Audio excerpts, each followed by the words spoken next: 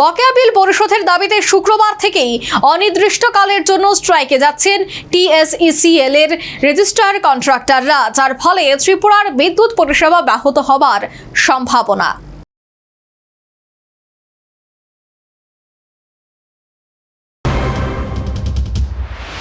দীর্ঘ সময় ধরে পাচ্ছে না বকেয়া বিল। এবার পরিশোধ ও বিভিন্ন দাবি দেওয়ার ভিত্তিতে শুক্রবার থেকে অনির্দিষ্টকালের জন্য স্ট্রাইকে যাচ্ছেন Tripura state electricity corporation limited ওরফে টিএসইসিএল এর রেজিস্ট্রার কন্ট্রাক্টররা। বৃহস্পতিবার কন্ট্রাক্টর অ্যাসোসিয়েশনের সদস্যরা নিজেদের মধ্যে এক বৈঠক করেন। সেখানেই সিদ্ধান্ত হয় অনির্দিষ্টকালের জন্য স্ট্রাইকের। অ্যাসোসিয়েশনের যুগ্ম সম্পাদক স্বপন দাস অভিযোগ করেন, টিএসইসিএল এর এমডি স্বৈরাচারের মতো দপ্তর পরিচালনা করছেন, নিজের কাছের ঠিকাদারদের কাজ দিচ্ছেন, তাদের বিল সঙ্গে সঙ্গে মিটিয়ে দিচ্ছেন, অথচ সিংহভাগ ঠিকাদার গত আর্থিক বছরে বিল এখনো পায়নি। এমডি স্যার স্বৈরাচারী ভাবে দপ্তর চলাইতেছে। কিছু কিছু তাদের নিজস্ব পকেটের কন্ট্রাক্টররা পেমেন্ট করে, আর বাকিটার পেমেন্ট বিভিন্ন ইস্যুতে নোট দিয়ে দিয়ে ঘোরা। ডিজিএমরা ইনডাইরেক্ট অর্ডার দিয়ে রাখছে যাতে ওয়ার্ক অর্ডার শিডিউল না দেয়।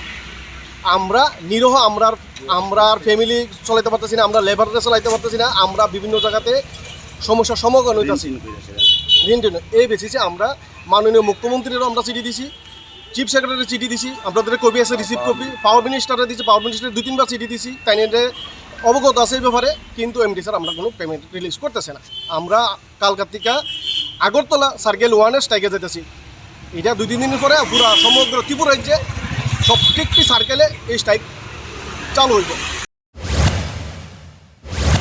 জানা গেছে, আপাতত আগরতলা সার্কেলের টিএসইসিএল এর রেজিস্ট্রার কন্ট্রাক্টর অ্যাসোসিয়েশনের সদস্যরা। আগামী দিনে রাজ্যের অন্যান্য সার্কেলের টিএসইসিএল এর রেজিস্ট্রার কন্ট্রাক্টররাও স্ট্রাইকে যোগদান করবেন, যার ফলে ত্রিপুরা রাজ্যের বিভিন্ন অঞ্চলে বিদ্যুৎ পরিষেবা ব্যাহত হতে পারে। Bureau report, news vanguard. Step into a place full of new ideas and opportunities at Techno India University Tripura, where you learn, grow and build your future. A place that truly helps your dreams become a reality.